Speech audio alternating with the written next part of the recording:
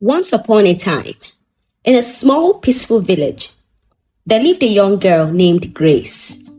Grace was known throughout the village for her warmth, kindness, and many remarkable talents.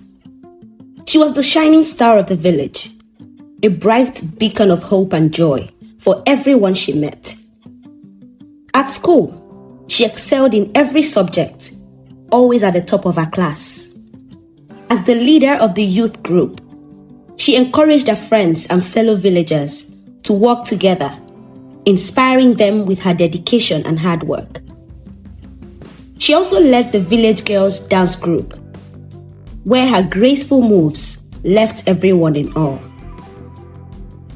Everybody in the village were proud of her. The king, who had watched her grow and admired her talents, decided to grant her a scholarship that would cover her entire secondary education and university education as well. The villagers cheered for Grace, delighted to see one of their own achieve so much, and they loved her even more because she remained humble despite her many accolades. No matter how much she achieved, Grace always remained kind and generous to others.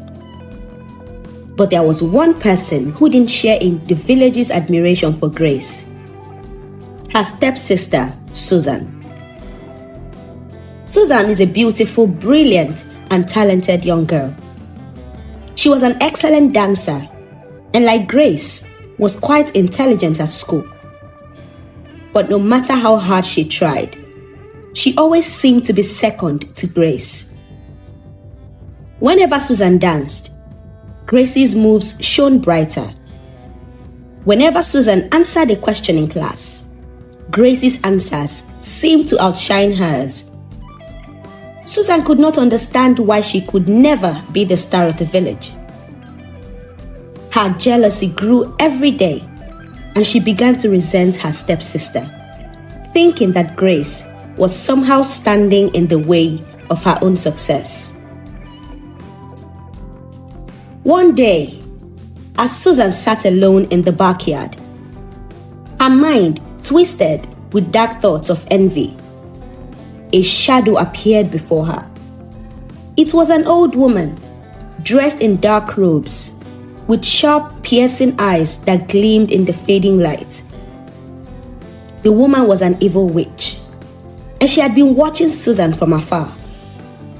She knew of Susan's jealousy and saw an opportunity to exploit it. "I can help you, my dear child," the witch said in a voice that seemed to echo with power. "If you want to be the star of the village, I can make it happen. Your stepsister would fade into the shadows, and you will take her place," the witch said. Susan's eyes gleamed with excitement as she heard what the witch said. "But there is a condition," the witch's voice echoed. Susan listened intently, her heart racing, and the witch continued. "You must never let Grace look into her mother's golden mirror. If she does, the spell will be broken, and she will become visible again." Susan's eyes gleamed with greed, and she agreed without hesitation. "Yes, let's do it. I will make sure that mirror is buried forever."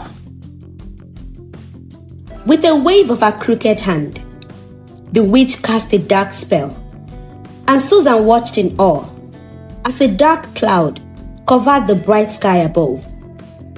She laughed slyly as she made her way into the house to take care of Grace's golden mirror. The next morning, Grace arrived at the village meeting hall for the youth's annual executive election.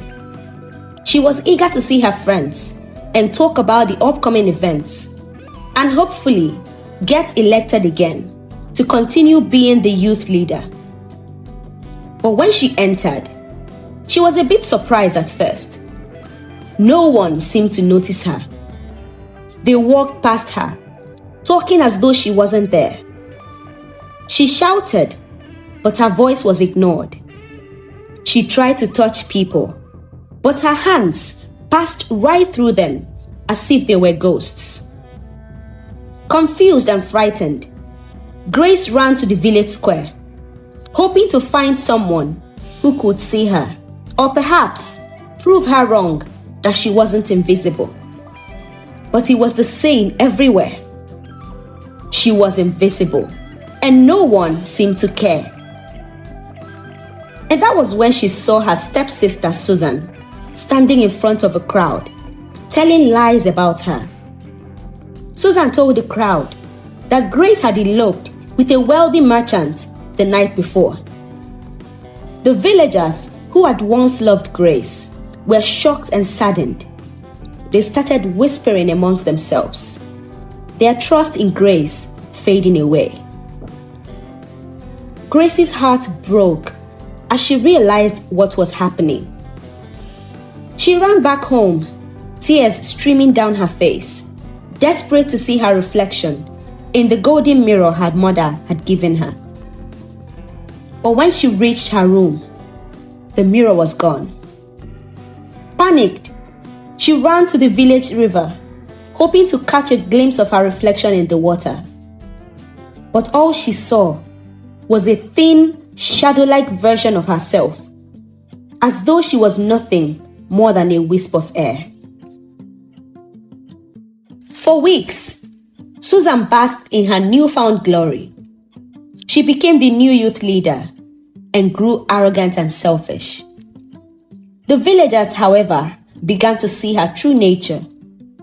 She was not the warm, kind-hearted person that Grace had been. Susan's cruelty began to show, and the people of the village started to grow wary of her. One day, Grace wandered into the forest, lost and alone. She yearned for someone to talk to, someone who could see her, who could understand her pain. It was there, in the quiet solitude of the woods, that she met an old man. His face was lined with age, and his eyes sparkled with wisdom. The old man could see Grace, even though she was invisible. He smiled warmly and greeted her as if nothing was amiss. "Who are you?" Grace asked, astonished that someone could see her. "I am just an old man who has seen many things," the old man replied with a knowing smile. "And I can see you, my child." Over the following days, Grace visited the old man in the forest. He was the only one who could see her, and he listened to her every word with kindness and patience. And one day, he told her, "There is a way to break the spell. I am telling you because you are a very kind-hearted young woman.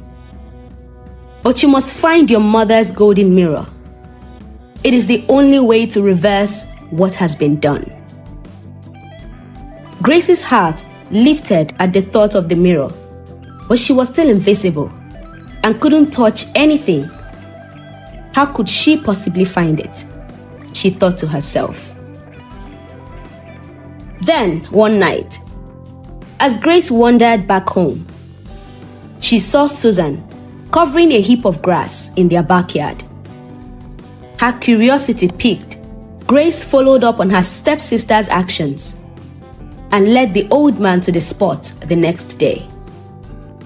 Together, they uncovered the heap of grass, and there, shining in the dirt, was the golden mirror.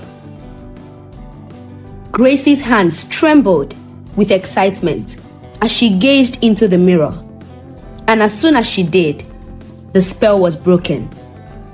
Grace became visible again, her beautiful form returning to its full glory. She could feel herself again, real, solid, and whole. With tears of gratitude in her eyes, Grace thanked the old man as he disappeared into thin air, leaving her shocked to her bones. Grace, overjoyed, went into her room, feeling the furniture with her hands. She could touch things, and it felt so real. But then, she made up her mind to expose what her stepsister had done to her. She rushed to the village hall, where the other girls were practicing for the village bounty festival. When they saw her, they gasped in shock and joy. Susan, standing in the corner, couldn't believe her eyes. Grace stepped forward and told everyone the truth of what had happened. She explained how Susan, out of jealousy, had used dark magic to make her invisible and ruin her reputation. The villagers were stunned, and the words of Susan's betrayal spread like wildfire throughout the village. The king, upon hearing of Susan's actions, was furious. He ordered her to be banished from the village for using dark magic to harm her own family. Susan was cast out, and she was never to be seen again in the town of Eze.